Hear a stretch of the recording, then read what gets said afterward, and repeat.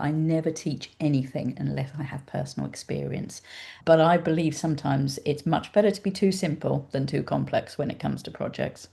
The one thing that can pull images together is a story. You could have a million different ideas and ways of presenting your pictures, but if there's a real strong narrative to it, sometimes that is enough for a project.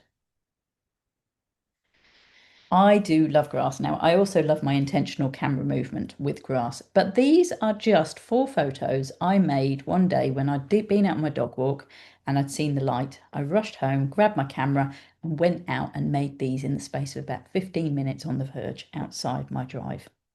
I love doing mixed media and I love doing other things other than just photography. And it's all about mark making. The world is completely your oyster when it comes to projects. The reason being why it's hard is that projects require momentum, especially if you're going to work on them as a long term, and they require dedication.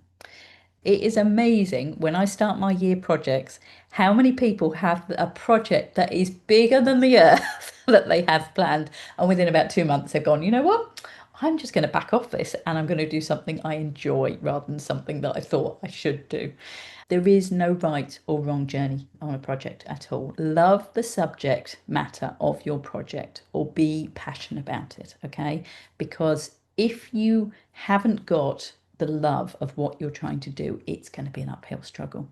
Be open enough to be explorative and to enjoy the challenge. I did all of these on my phone. I decided to use the landscape, so I made them all the same dimension.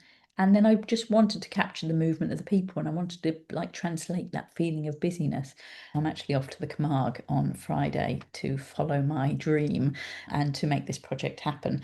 I kept putting it down in the sand dunes. What happens is I'm there, the sand dunes, and I am creating like little mini paintings in the sand dunes by creating the reflection of what's behind me. You can't look behind you and look in front of you at the same time. But if you've got a mirror there, you can. So you can be looking at the floor and looking at the branches at the same time. As I enter the wood, I feel a sense of dread.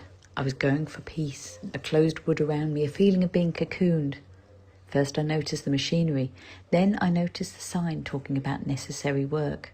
I then noticed the orange dots of those condemned for execution. Projects most often fail because you make them too big or put too much pressure on yourself.